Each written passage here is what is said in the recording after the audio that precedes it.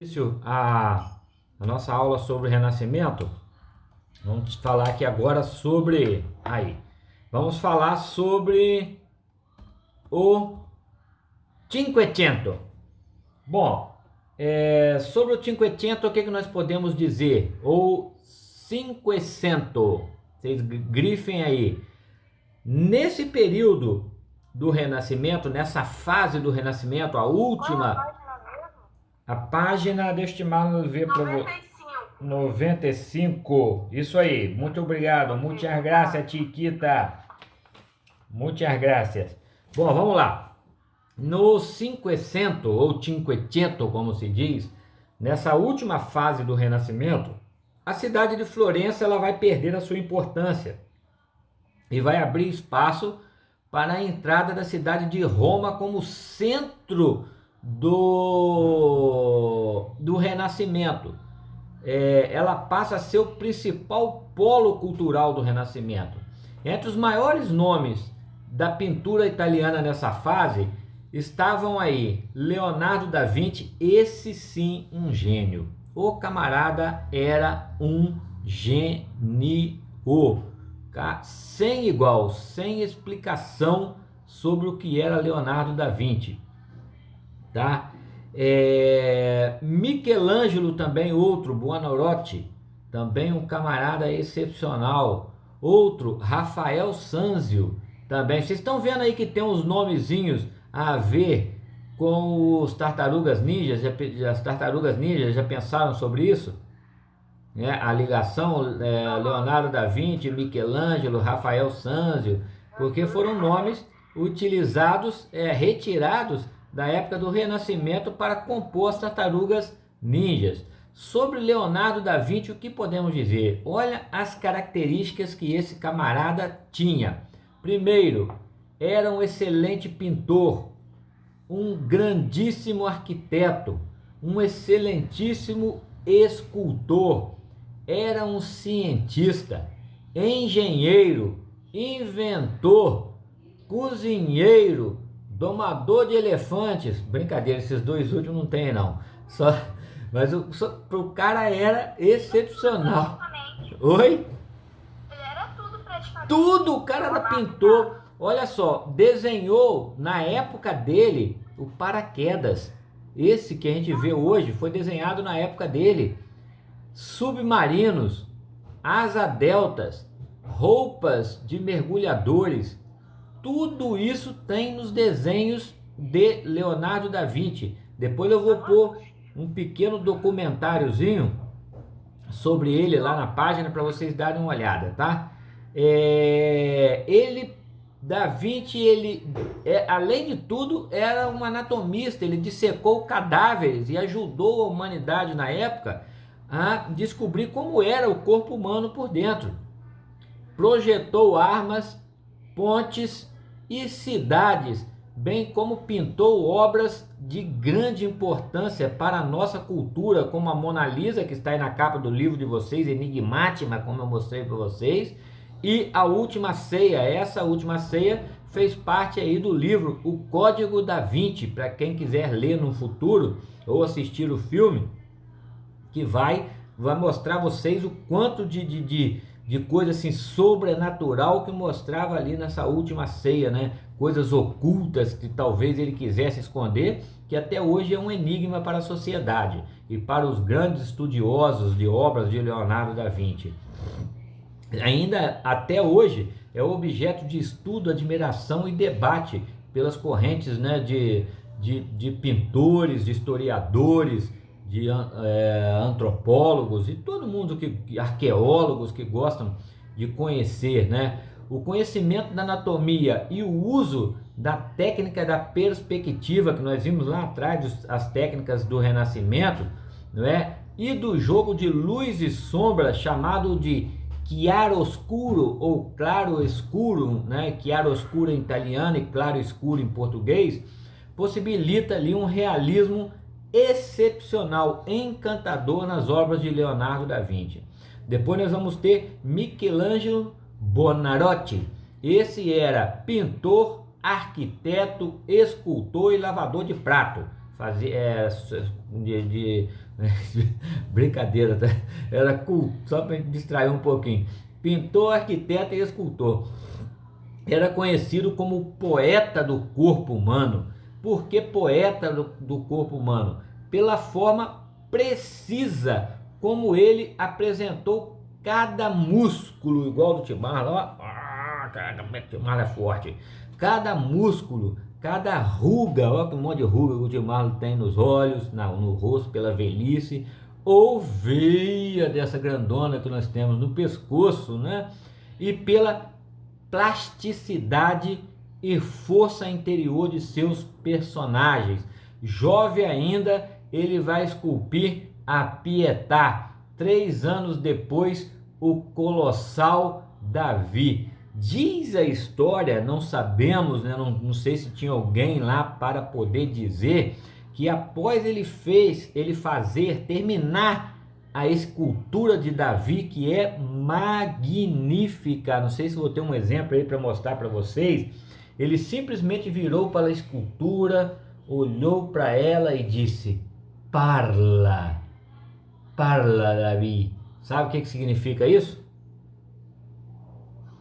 Fala, Davi, porque ele fez tão perfeita os músculos, as veias, as expressões, que só faltava falar. Então diz o historiador da história que ele virou para ela e disse: parla, ou seja, fala, porque era idêntica a uma pessoa, não é?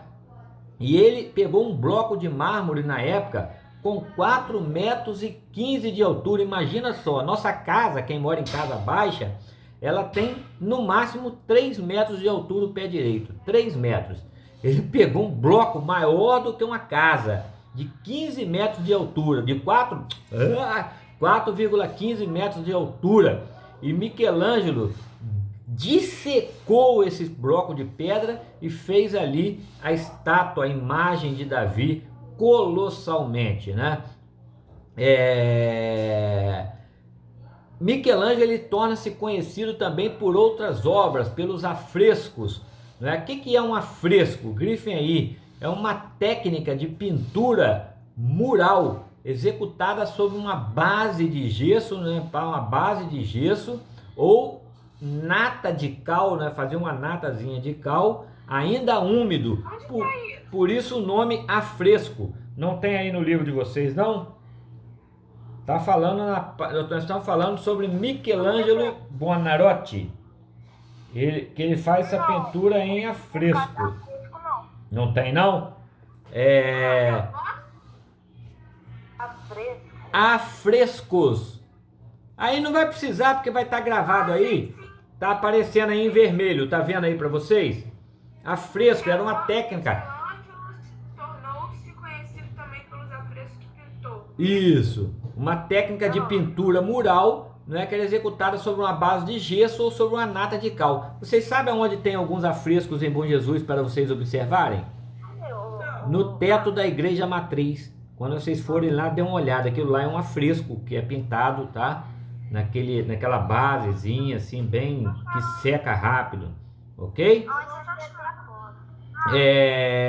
Vamos lá? Por isso o nome afresco. Era pintado assim, a pintura a fresco, e rapidinho ela secava ali e ficava bonita. Vamos lá, galerinha.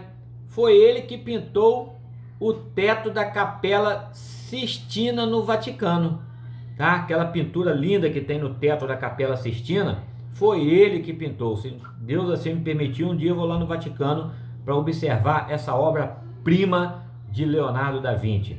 São centenas de figuras, algumas imensas, enormes, cuja a produção custou a ele quase 5 anos de trabalho.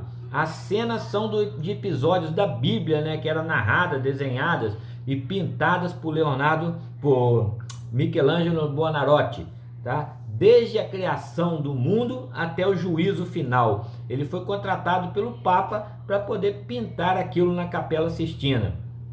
E por último, nós temos aí Rafael Sanzio. Esse também um dos Tartarugas Ninjas, né? Se quiser saber dos pintores do Renascimento, lembra aí dos Tartarugas Ninjas. Herdou e utilizou eficientemente as técnicas de pintura criadas do Renascimento. Ele era um retratista oficial dos homens ricos da época, ou seja, faziam as pinturas desses homens que financiavam as obras renascentistas, né? E também de poderosos do seu tempo, pela capacidade de pintar homens altivos e soberbos e retratar ao mesmo tempo madonas graciosas, que são mães, né, graciosas e delicadas, é considerado o mestre das emoções medidas. Grifem isso, era considerado o mestre das emoções medidas, tá? Isso aí vocês têm que grifar no livrinho de vocês. Podemos seguir, galerinha? Podemos? Leléu? Vitória, podemos, então vamos lá. Bom, olha aí, vocês de frente para o seu computador ou celular que vocês estão à direita, uma Madonna pintada aí por quem? Quem pintava as Madonas? Leonardo da Vinci? Não, Michelangelo Buonarroti, tá bom? Do lado nós temos Leonardo da Vinci. Do lado nós temos a Mona Lisa, pintada por Da Vinci.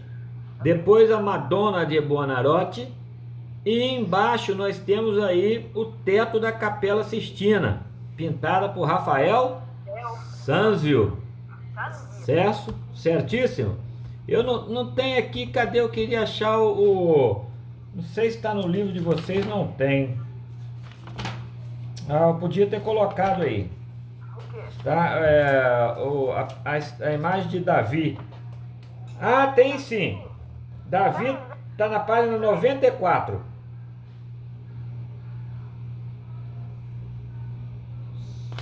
É isso aí, Davi na página 94.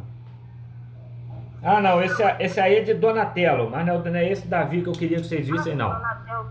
Esse é de Donatello, não é o que eu queria que vocês vissem, não. Tá bom? Pois nós vamos lá. Vamos lá, nós estamos agora na expansão do Renascimento, né? Bom, vamos lá. Ainda tem um pedacinho aí. O Cinquecento ou Cinquecento, ele viu surgir aí não somente pintores, né, escultores graciosos, viu surgir também pensadores. E um dos pensadores originais desse período, com sólida formação intelectual e experiência na vida pública, foi o florentino, ou seja, que nasceu na cidade de Florença, chamado Nicolau Maquiavel. Ele foi o autor da grande obra denominada O Príncipe. Essa obra era uma verdadeira reflexão sobre os modos de ação dos governantes que desejavam conquistar e manter o poder. Por considerar, né, a política como um campo independente da moral e da religião, Maquiavel é tido como fundador ou pai da ciência política. Grifem isso. Maquiavel é considerado o pai ou criador da ciência política. Isso aí vocês grifem. E chegamos então na expansão do Renascimento, na página 97. Bom, para vocês grifarem aí que Maquiavel foi considerado o pai da ciência política. Está na página 96, no último parágrafo.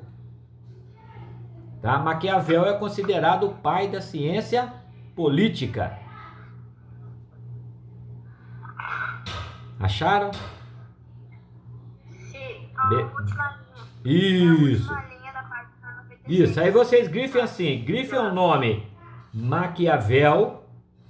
Aí lá embaixo vocês grifem, considerado o pai da ciência política. O que está escrito aí? Maquiavel é tido como fundador da ciência. Isso, ou fundador, ou pai da ciência política. É assim que é considerado na história. Beleza?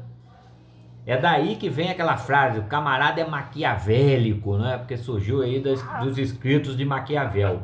É isso aí, esse ditado vem de Maquiavel, ok? Vamos lá, a expansão do Renascimento. O Renascimento ele teve início e atingiu o seu maior esplendor, o seu maior brilho na Itália. Da Itália, ela vai expandir e irradiar-se para outras partes da Europa. Um dos fatores que mais contribuíram para a irradiação ou divulgação das obras renascentistas, vocês grifem isso que nós temos que saber disso, que na próxima matéria também vai ser importante. Foi o aperfeiçoamento da imprensa por Johannes Gutenberg, um alemão. Então, grifem aí. Por conta do aperfeiçoamento da imprensa, o Renascimento ele se expande por outras partes da Europa, ok? Então, esse aperfeiçoamento... Oi? O meu já tá grifado. Beleza. Esse aperfeiçoamento da imprensa por Johannes Gutenberg, ou Johannes Gutenberg, ou Johannes, do jeito que vocês quiserem ler, vai permite a impressão de muitas páginas em pouco tempo. Na época, essas páginas eram copiadas, você ia estudar isso ano passado, pelos monges copistas, que ficavam trancados aí nos mosteiros e tinha que um ficar lendo, né, ditando, e uns 10 monges copistas copiando ali as páginas para poder copiar maiores quantidades de livros. Com o aperfeiçoamento da imprensa, né, a xilogravura que era usada antigamente lá no Japão, tudo isso vocês estudaram ano passado. Esse aperfeiçoamento da imprensa por Gutenberg vai permitir que várias páginas fossem impressas ao mesmo tempo. Então, se produzissem muitos livros.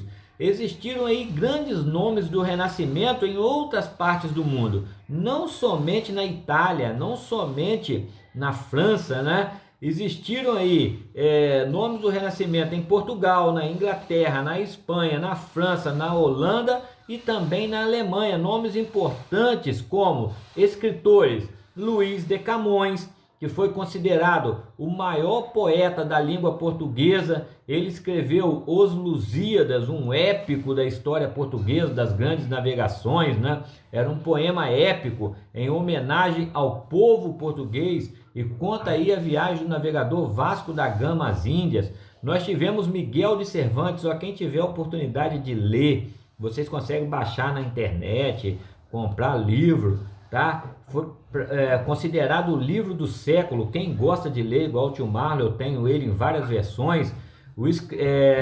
Miguel de Cervantes era um escritor espanhol que é autor da obra Dom Quixote, considerado o melhor livro do século, não sei, até hoje escrito.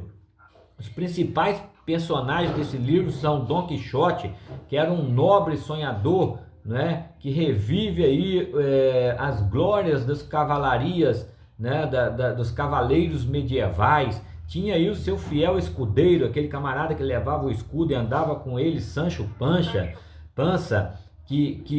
Sancho Panza, que só pensava em dormir, comer e beber, né, e possuía aí um senso prático muito grande. Cervantes, ele ironiza tanto os ideais da cavalaria medieval das grandes cruzadas, né, cultivadas por Dom Quixote, quanto também um modo de vida burguês associado à figura de Sancho Panza. Depois nós temos também outro escritor inglês chamado Thomas More. Esse escreveu um livro chamado Utopia, que é uma obra que critica a violência e a injustiça no tempo em que ele vivia. Ele descrevia uma ilha imaginária onde era habitada por uma sociedade justa e fraterna. Nessa ilha não haveria crime, nessa ilha todo mundo vivia em comunhão, um vizinho muito bem com o outro.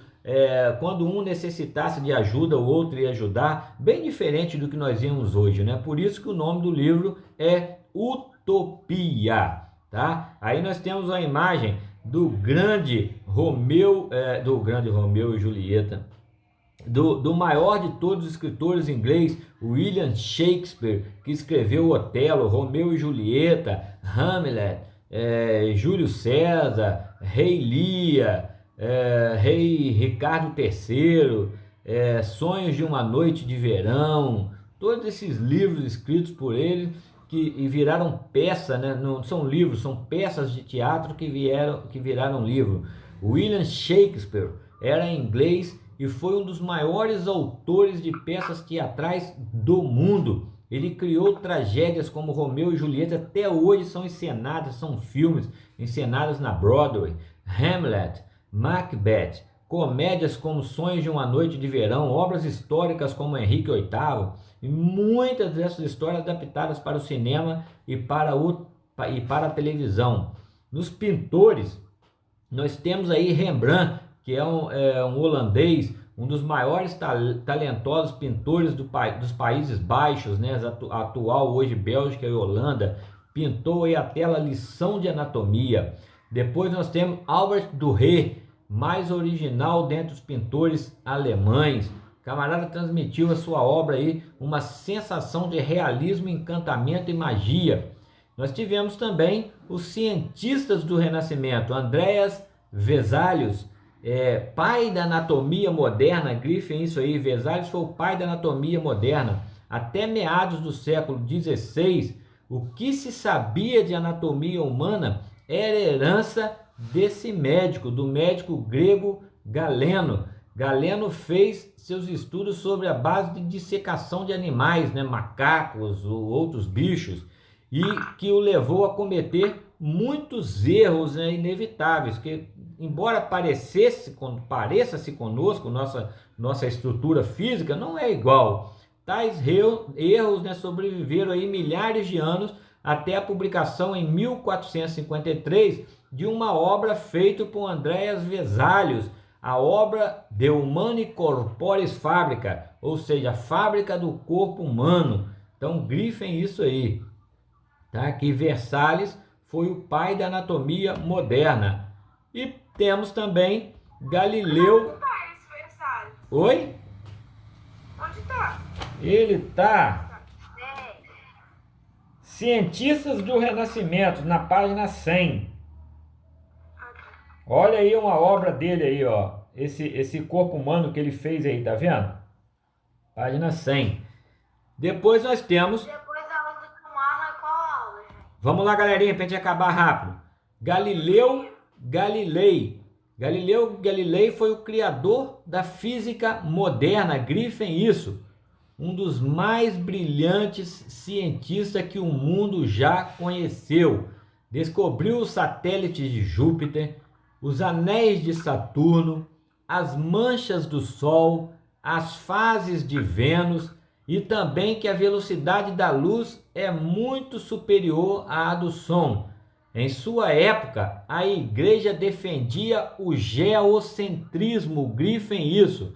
Na época de Galileu Galilei, a igreja defendia o geocentrismo, ideia de que a Terra era o centro do universo.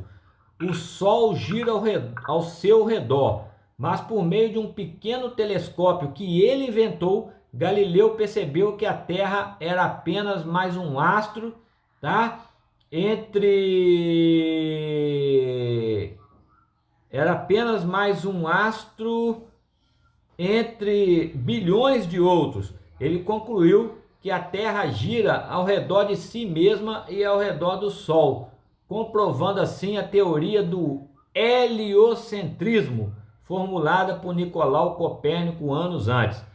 Por escrever suas obras em italiano, língua que o povo entendia na época e não em latim, língua dos cientistas, a descoberta de Galileu Galilei para a igreja se tornava perigosa. Por defender o heliocentrismo e não o geocentrismo, Galileu foi julgado por um tribunal da igreja e para escapar à morte ele teve que negar tudo o seu estudo, falar que ele estava enganado, que era mentira, tudo para não morrer na Inquisição, que nós vamos estudar na próxima aula. Galerinha, agradeço vocês.